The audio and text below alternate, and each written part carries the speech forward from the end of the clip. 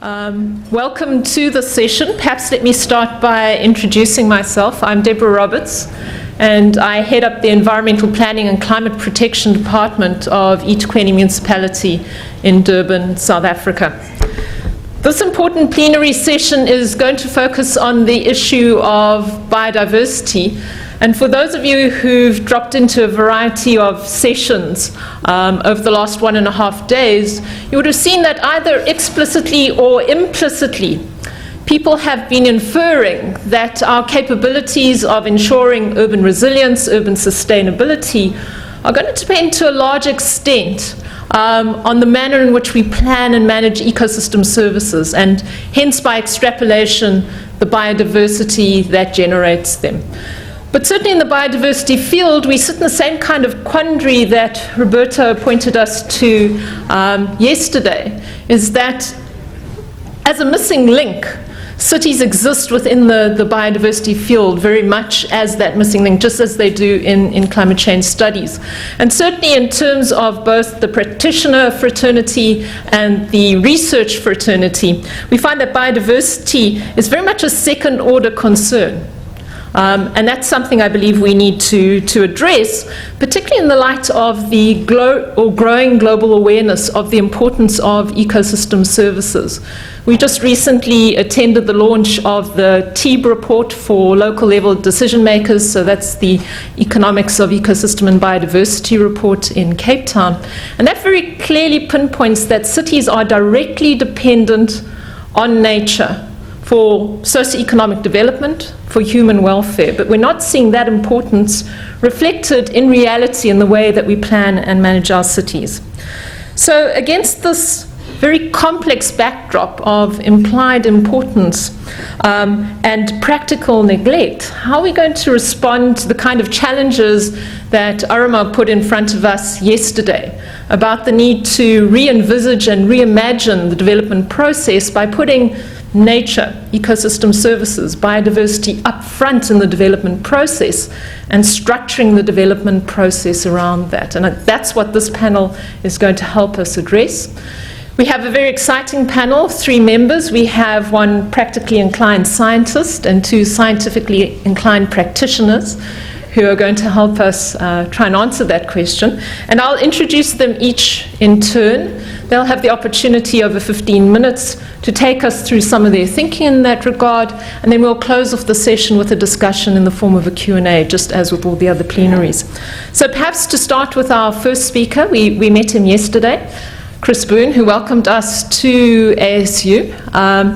He's here to help us think through broadly the concept of ecosystem services, to look at the science of ecosystem services, the connection to practice, and how he's going to draw on his experiences both in Baltimore and Phoenix, and look at how our preference for these all-important services may vary through time. So to start off perhaps with Chris first.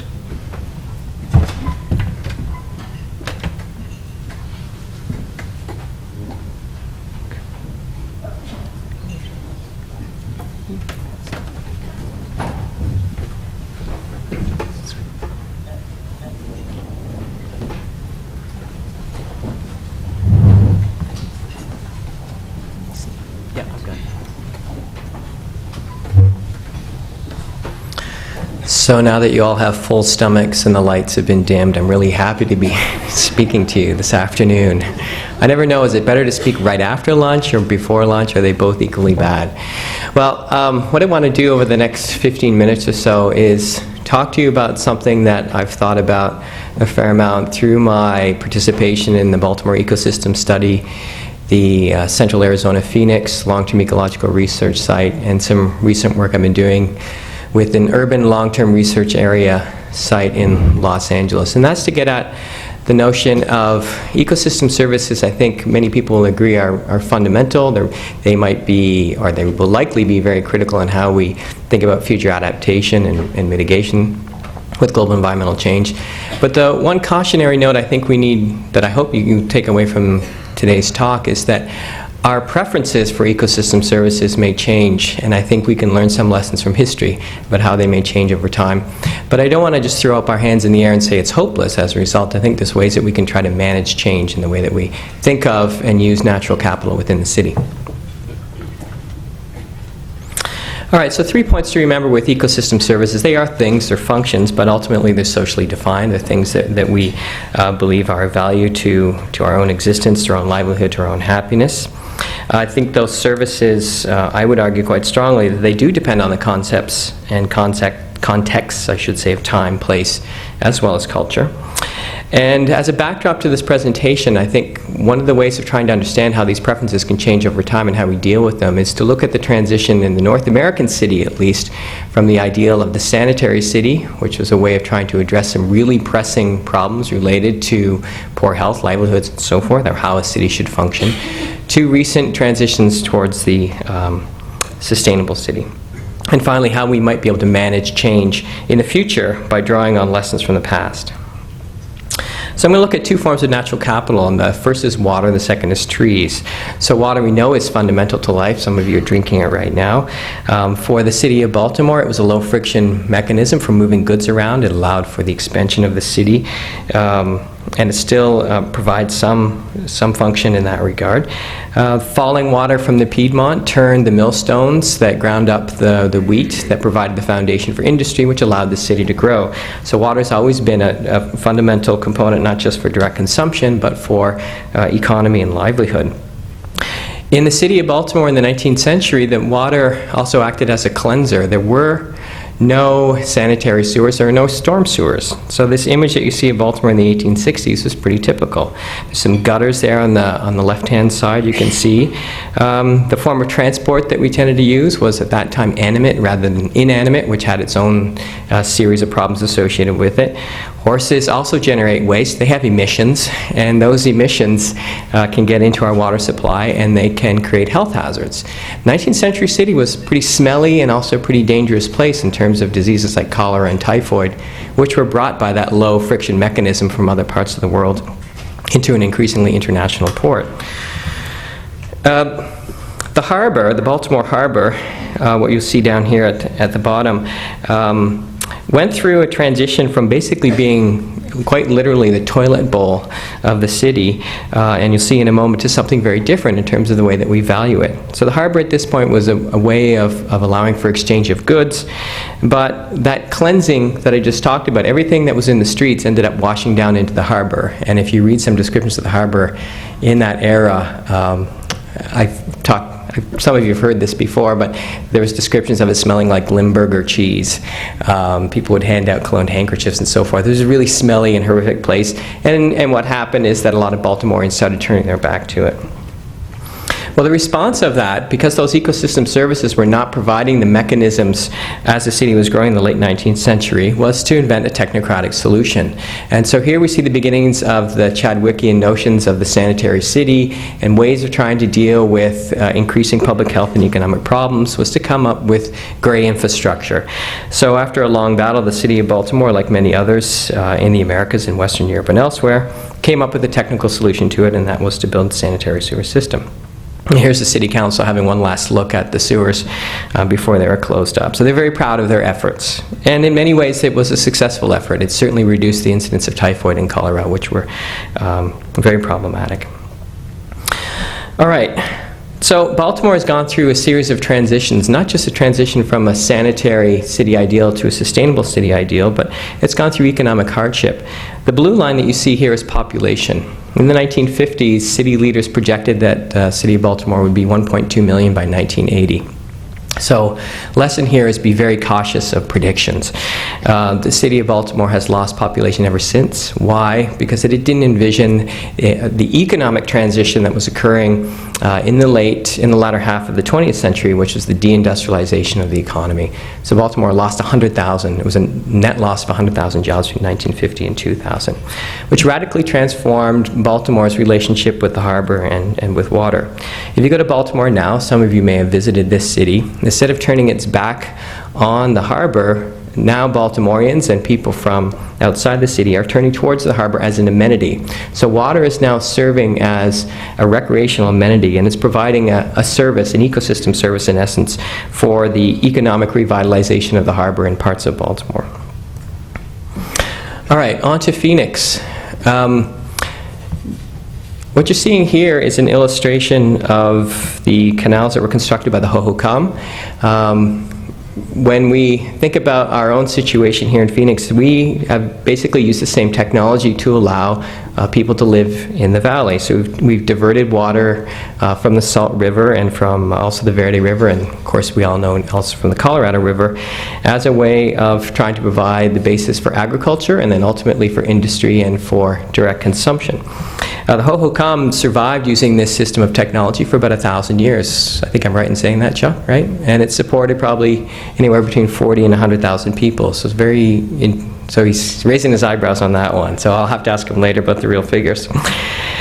So in terms of how we think and have thought about water in Phoenix, here's, I think, a really interesting image. It shows one of the canals that may have been redug of the original Hohokam canals. And you can see it's used for delivering water for agriculture, but it's also a recreational space.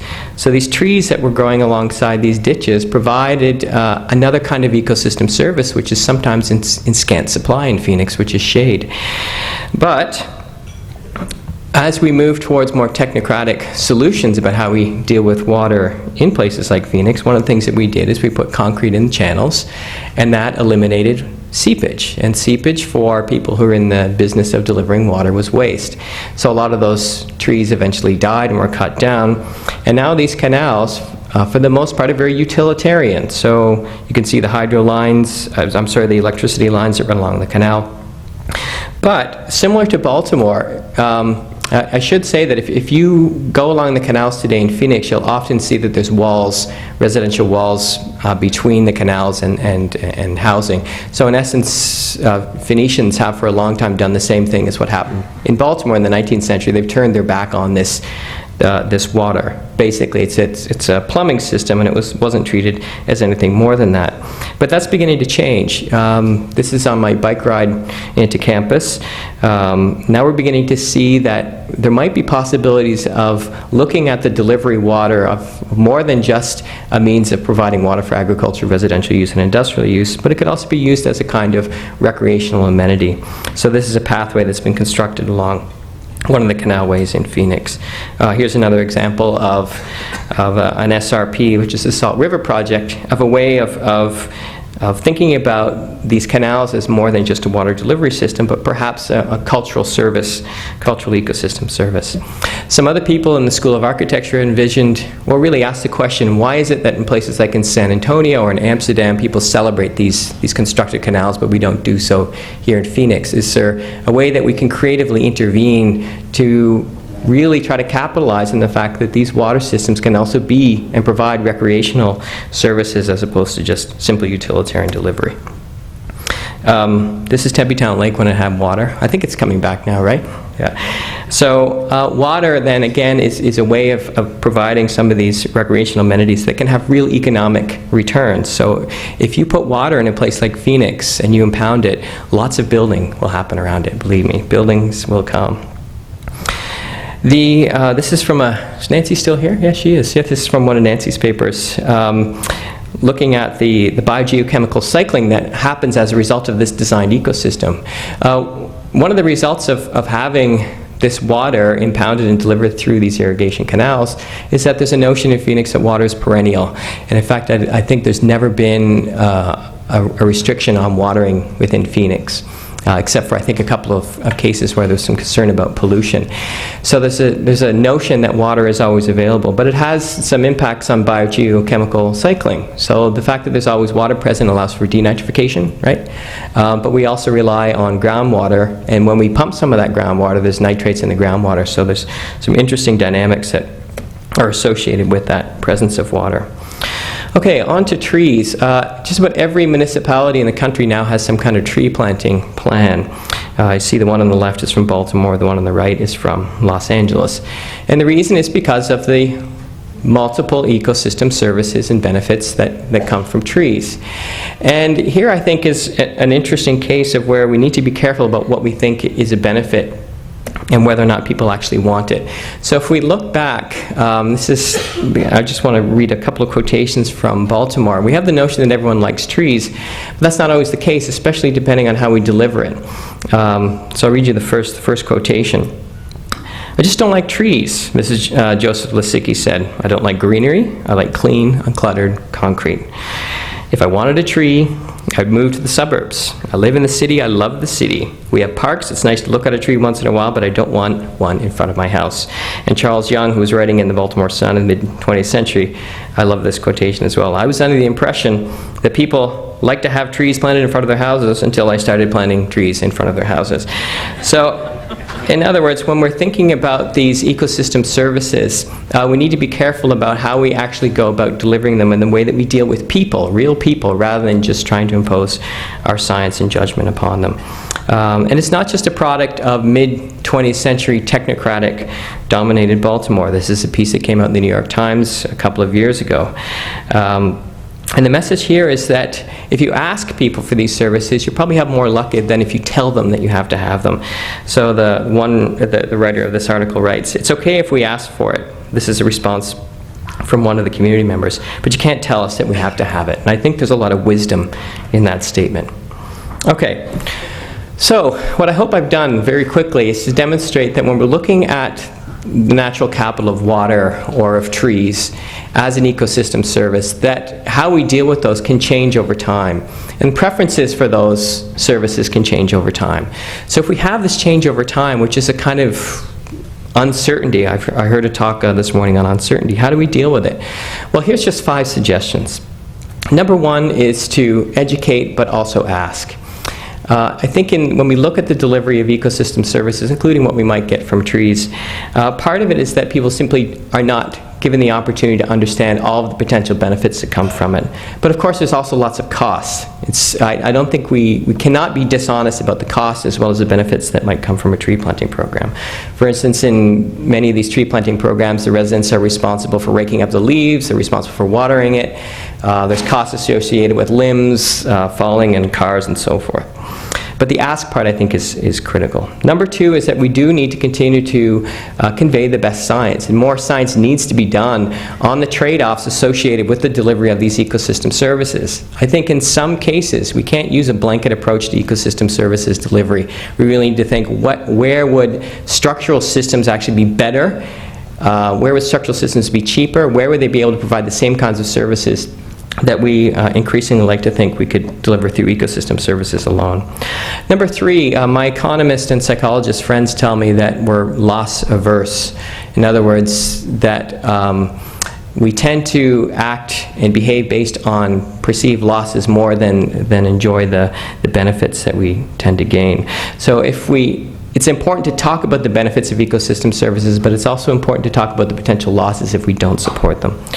Related to that is the idea of local. Ecosystem services, again, we know that they're linked to global processes. We know that they're linked to global climate change, but unless you make those processes local, unless you tell the person how it's going to affect what happens in their household, in their neighborhood, in their city, then it's going to be very difficult, I think, to get people to act in and to adopt ecosystem services delivery. The 4th point, flexible delivery. In the 20th century, we buried most of our problems, so we buried our streams. And a path dependency, of course, comes from those systems. If we use managed systems, then I think we have the ability, the agility to actually respond to changing preferences over time, more than if we use those very expensive fixed investments. And finally, I think there's a way that we can use ecosystem services for addressing questions of justice and inequities. So for instance, if we look at the distribution of trees in the city of Los Angeles, it's strongly correlated, or the lack of trees is strongly correlated with poverty and ethnic and racial minority status. This is not to suggest that we don't need to really address the enduring problems of poverty and asymmetry of power and so forth, but I think if there is going to be investment in ecosystem services, that it should be used as a means of addressing the most vulnerable populations. I just want to finish this with this one story. One of the things that surprised me so far, I haven't been to all the presentations. I haven't actually seen many people in many presentations. I've seen lots of pictures of cities. I've seen lots of pictures of institutions and so forth. But in the end, I think we really need to address things at the level of individuals. It's important. We can't forget the people. So this is a really heartwarming story. That's why I'm ending on it. This is Franklin Elementary in West Baltimore, and what you see here are 3 kids and the school principal. And the reason I'm showing you this image is that if you saw this image 5 years prior, it would have been all asphalt. And this is the way that the local school board dealt with the problem of not wanting to mow the grass. And also, they thought that this was better for physical education and so forth, just to have it all as asphalt. So working with one of our local partners called the Parks and People Foundation, the school had an opportunity to actually remove some of the asphalt and put grass in instead. And what I think is really instructive about what happened in this case is that Parks and People didn't just go in and start ripping up the asphalt. They actually went and talked to the kids first. And they said, "What do you want?" And the kids decided that they wanted a reading circle. So they tore out this circle in the middle of the asphalt and planted it with trees and put benches there. And Guy Hager, who's the head of Parks and People, said, "Well, I don't know if that would really be the best. The trees are going to be under a lot of stress, going to heat and so forth." But in the end, he said, "What the hell? This is what the kids want." And so he did it. And as a result, the kids looked after it. They actually used it. That initial discussion eventually resulted in them taking out much more of the asphalt. As you can see here, they planted a garden, they set up a local climate station, they started looking at how this affected stormwater runoff, they started looking at how this affected biodiversity and so forth, got the kids really interested in science. But what's key, I think, here is that they educated, that they asked, and they provided the follow-up support that I think is often forgotten when we come in, we deliver the ecosystem service and then walk away. So I'll leave you with that final message. Thank you.